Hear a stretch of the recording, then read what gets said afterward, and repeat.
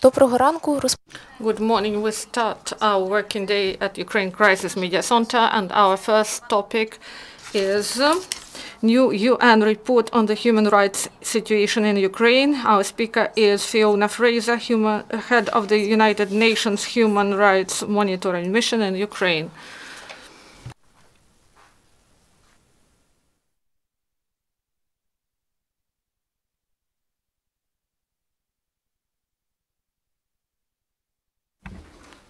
Good morning to you all. Ladies and gentlemen, thank you very much for coming to the launch of the 18th quarterly report of the UN Human Rights Monitoring Mission in Ukraine. This report covers the period between the 16th of February and the 15th of May of 2017. Within this period, the conflict entered its fourth year with no end in sight. The months of March, April and May were marked by more of the same. Daily ceasefire violations, the routine use of heavy weapons and indiscriminate shelling. Each day, and with each incident of shelling, exchange of fire, human lives and well-being are put at risk. Homes are damaged and public supply of essential utilities such as water, electricity and gas is interrupted. Despite efforts to peacefully resolve the conflict, the parties have failed to implement their commitments made under the Minsk agreements. Between the 16th of February and the 15th of May 2017, the UN Human Rights Monitoring Mission recorded 36 conflict-related civilian deaths and 157 injuries. In total, 193. This is a 48% increase from the previous reporting period and a 70% increase from the same time period 1 year ago. Shelling accounted for 42% of the casualties.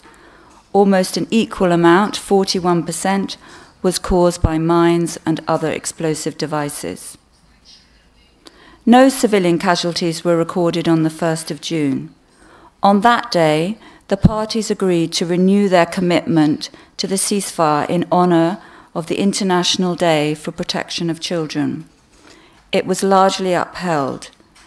This demonstrates that the ceasefire regime can be implemented and, when respected, does make a difference.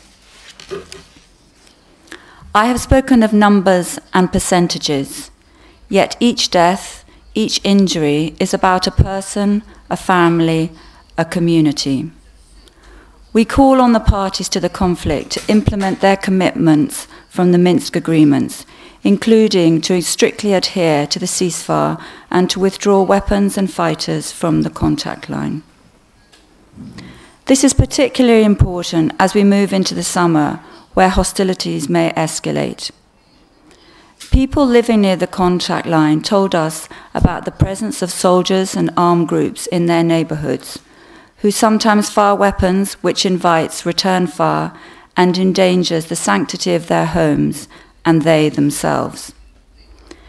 Indiscriminate shelling also affected the water supply on both sides of the contact line. The Donetsk filtration station, which serves 345,000 people, has repeatedly come under shelling, putting its employees in grave danger and forcing the station to halt operations 6 times during the reporting period. The central hospital in Krasnogorovka sustained a direct hit on the roof of its main building, a roof that was clearly marked with a red cross. The shelling caused significant damage, requiring the evacuation of staff and patients and rendering several units of the hospital non-functional. These are just 2 examples of where critical infrastructure has been damaged due to the hostilities. It is crucial that the parties to the conflict respect international humanitarian law. This means refraining from indiscriminate shelling of populated areas and discontinuing the placement of military positions and objects within or near residential areas and civilian infrastructure.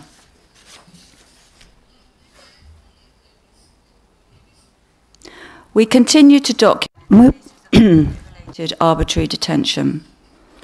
In many, it was coupled with physical and/or psychological abuse, which often amounted to torture or ill treatment on both sides of the contact line. We recorded cases where detainees were held incommunicado, subjected to physical beatings and electric shocks, burned, denied medical aid, and forced to sign confessions. While the gravity and frequency of such cases has reduced compared to the first 2 years of the conflict, the practice of torture nonetheless persists. This is compounded by ineffective investigations of complaints made by victims of torture and ill treatment. We are heartened, however, by some signs of improvement in treatment of individuals detained in relation to the conflict. For example, we have noted a positive development at the Zaporizhzhia branch of the Security Service of Ukraine. Our team interviewed persons held there in 2016 and in the first months of 2017. They stated that they were treated humanely during their detention. This is in sharp contrast to cases we documented in the same location during 2014 and 2015. It demonstrates that progress can be achieved. While our mission enjoys access to government prisons and pre-trial detention facilities, we do not have full and unfettered access to detainees held by armed groups. Nevertheless, we continue to document cases of deprivation of liberty perpetrated by members of armed groups of the self-proclaimed Donetsk People's Republic and the self-proclaimed Lugansk People's Republic.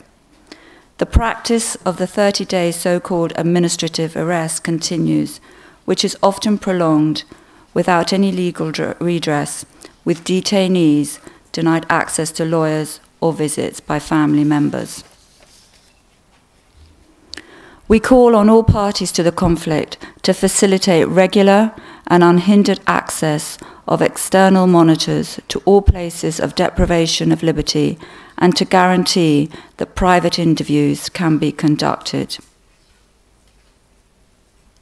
We note that during the reporting period, 14 pre-conflict prisoners from territory controlled by the self-proclaimed Donetsk People's Republic were transferred to government-controlled territory. This brings to a total of 147 pre-conflict prisoners who have been transferred since 2015 through the consistent work of the parties on the ground. So, dialogue between parties can produce concrete results. We therefore encourage the parties to continue to pursue dialogue on a range of issues with a view to furthering human rights protection.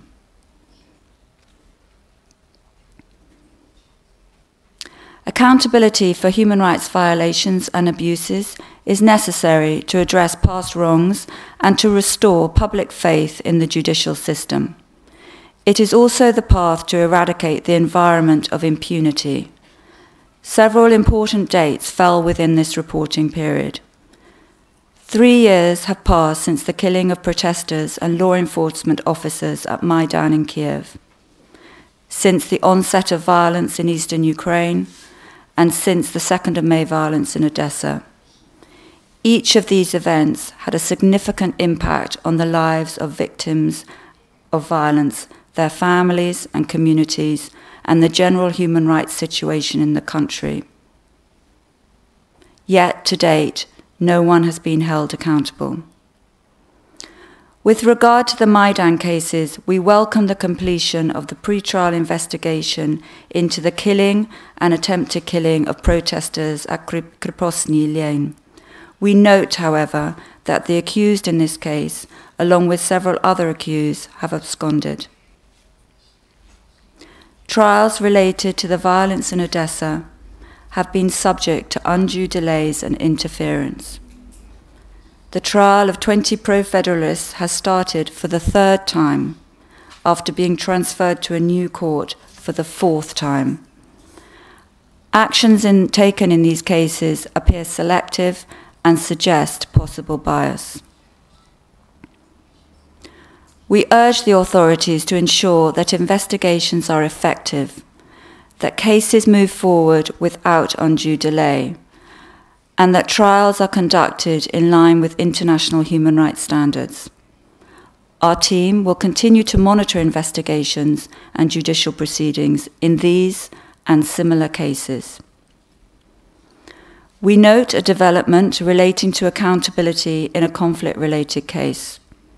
On the 1st of June, the Sloviansky Town District Court of Donetsk region issued the first conviction of a member of an armed group for violating the rules and customs of war. The court held that the Ukrainian defendant, as a member of an armed group, illegally captured and detained Ukrainian servicemen and other people in 2014 and subjected them to torture and ill treatment.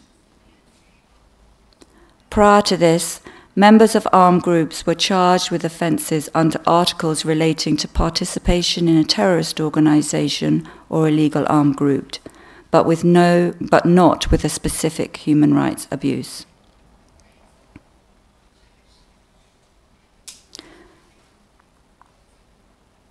Restrictions of movement back and forth across the contact line affected an average of 29,000 people a day.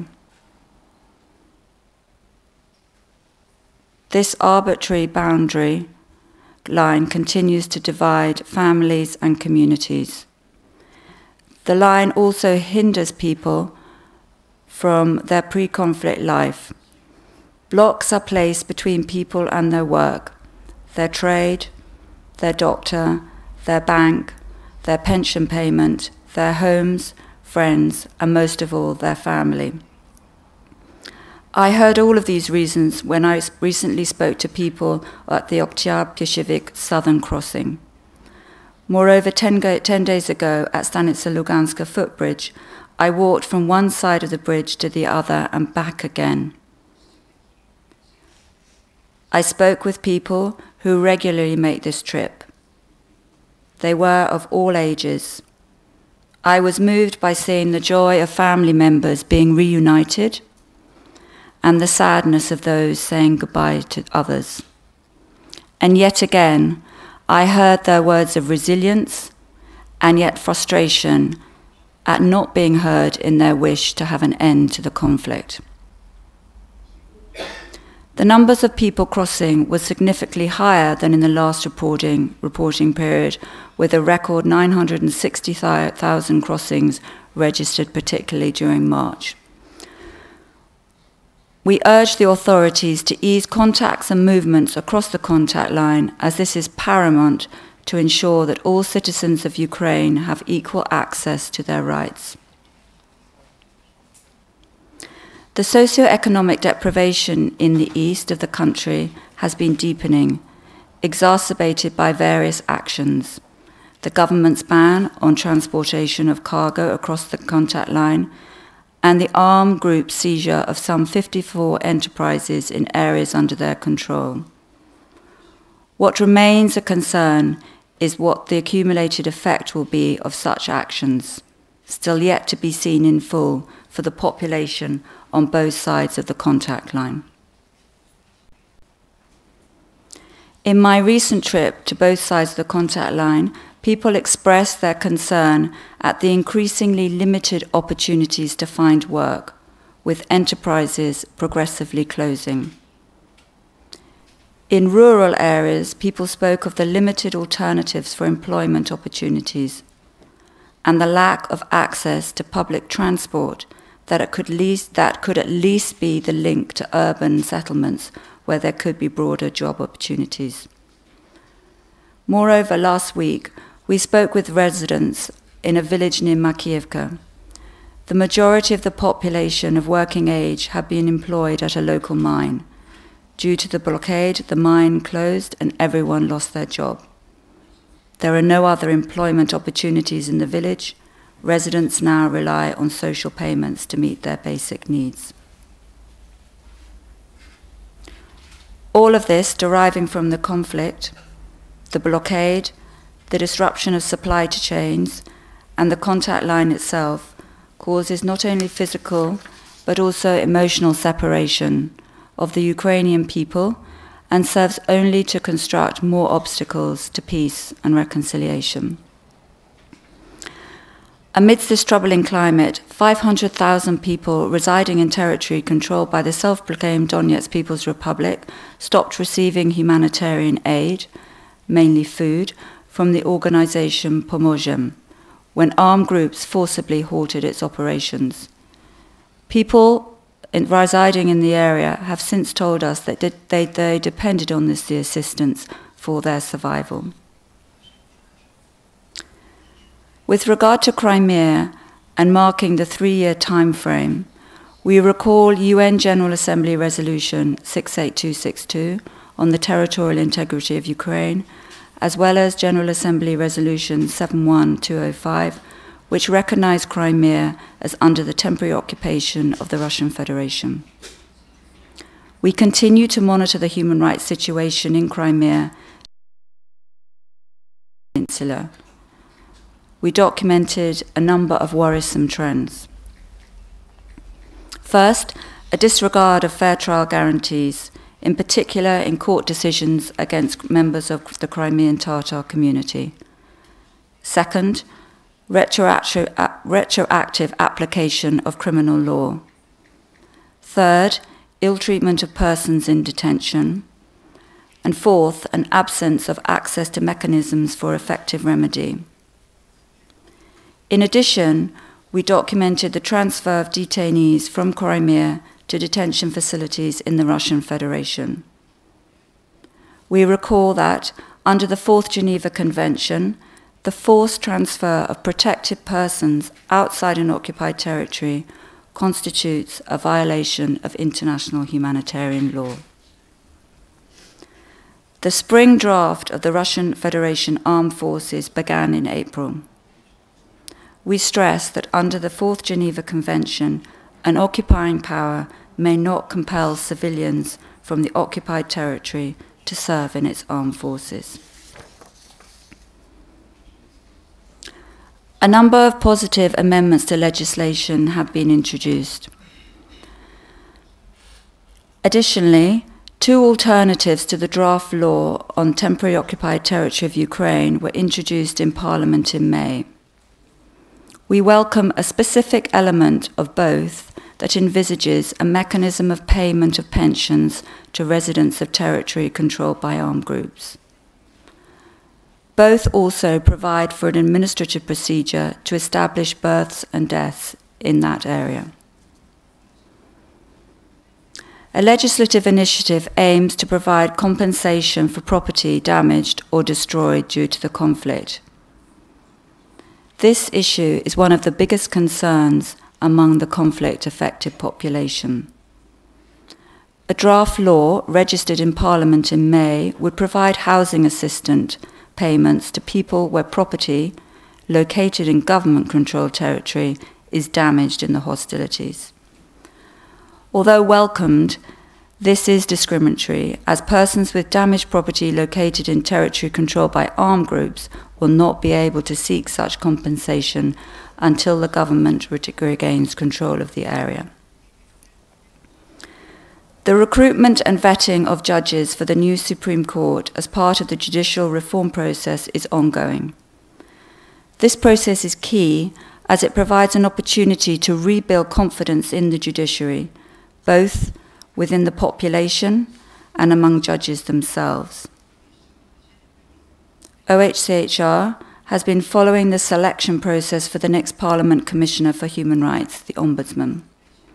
We stress that such a selection and appointment procedure should require advertisement of the vacancy, should establish clear and uniform criteria to assess the merits of applicants, and promote broad consultation and participation in the process. Finally, I would like to take this opportunity to touch upon one more issue. We are deeply concerned about recent attacks on members of the LGBT community. In May, during peaceful rallies held in Zaporizhia, Kherson and Kharkiv, participants as well as police officers were physically attacked and some were injured. Recently, Kiev hosted this year's Eurovision Song Competition, whose slogan was "Celebrate Diversity."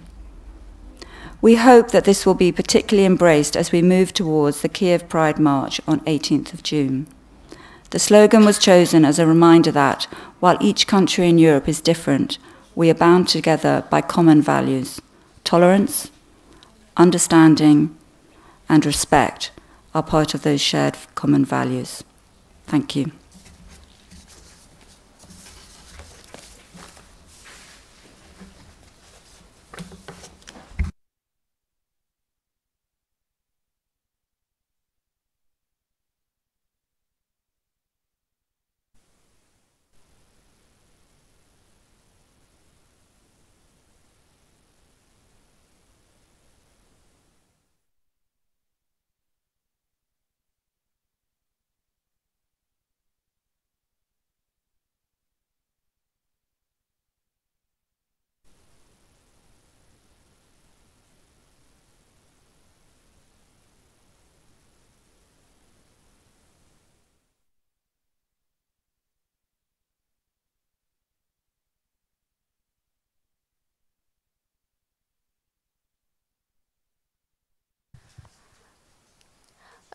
Шановні гості, чи є у нас запитання? Представляйтеся, будь ласка. Thank you. Please, Untitled.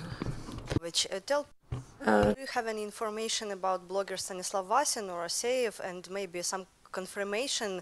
Is he alive and is he detained by separatist forces?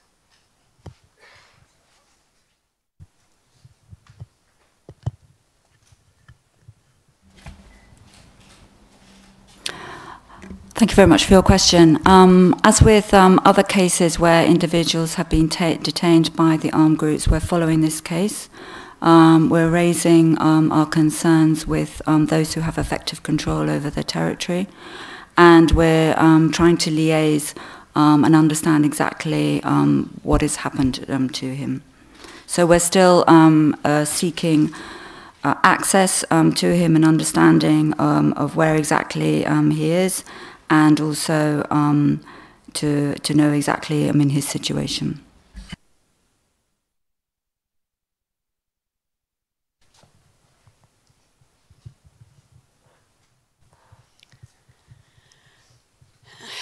Госпожа Fiona. Ms. Fiona Frazer, I'm Valentina Buzina. I am Valentina Buzina, the mother of the killed journalist Alexei Buzina. And I know, and I read your reports where you monitor the situation about killing of Alexei, and that's why I want to thank you. And I'm interested in the result. What will be the result? Why I address law enforcers, and also I attended your mission. Why I don't see response of our authorities? What is your attitude? What is your opinion on this? Tell us, please.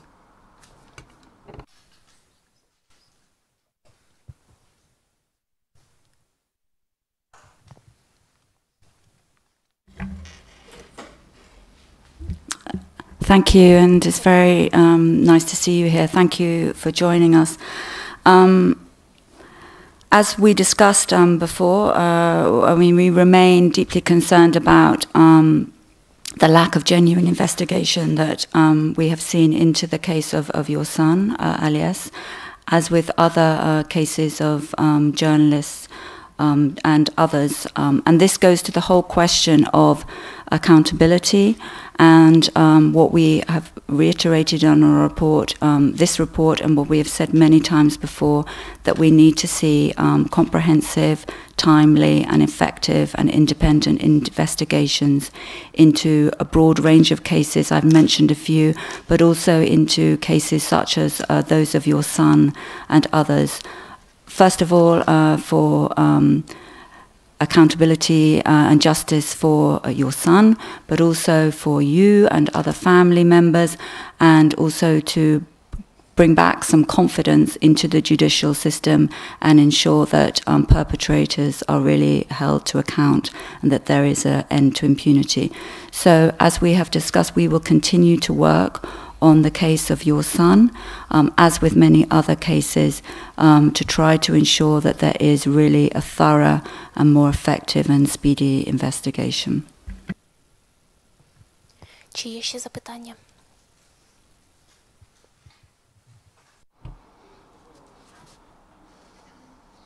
Елена Бережная, Director of the Institute of Policy and Social Policy. In 2015, our institute won the case in the court, 3 cases, that the government should pay pensions and social benefits to all the residents in non-controlled territories. Shimanovich, a commissioner, on the 15th of December, during General Assembly, he obliged the Ukrainian state to implement this decision. But 2 years passed, and as of today, despite your reports and declarations in the Assembly, the government just ignored this decision of court and carry out genocide of its own people. And all your reports, all of the violations, they are ignored by Ukrainian government. And about Mirotvorets, despite your reports and the concern of European Union, of the Council of Europe, OECE, Mirotvorets site is still operating, and there is half of people there who, and Les Buzina was killed because of this list, and it was said in this list that he was liquidated. So for how long are you going to prepare these reports that our power just throw to the bin and ignore them? And what are the mechanisms of UNO will be implemented in order to stop these violations by Ukrainian government? Thank you for your answer. Thank you for your question. First of all, on the situation with regarding pensions, yes, as you've rightly pointed out, there are a number of cases that have been brought, that the courts have heard with regard to pensions. I think it's a number of about 60, which where the court has found in favour of the complainant regarding the non-payment of pensions. So for us, it's also another compelling reason why the authorities need to review the mechanism through which pensions should be paid to those who continue to reside in territory under control of armed groups. We are, with other partners, renewing our efforts to try to ensure that there is some change in approach as to how those who continue to be entitled to their pensions do actually receive them. As we're all aware, in the last verification procedure that just took place, over 400,000 pensioners actually lost their pensions. So it's a critical issue that we need to address with partners, but also need to work comprehensively with the government on what is actually a very complicated issue. With regard to your question on how long are we going to continue to write the reports, and I would say we will continue to write the reports, and we will continue to advocate for the change that we need to ensure that there is fuller human rights protection for as long as is needed. human rights work is not something. Human rights don't just change overnight. It's a long-term perspective that we all need to be involved in, and it's for all the citizens of Ukraine. And I recall also again now the whole GA Resolution 68262 on the territorial integrity of Ukraine. So it's a long-term effort where we need to work with the government. Sometimes we see some forms of change. Sometimes it takes a little bit longer. But persistency is needed, and we will continue to work with you all, with all institutions, ministries, line agencies of the government in order to ensure that there is greater human rights protection and promotion in Ukraine. Thank you.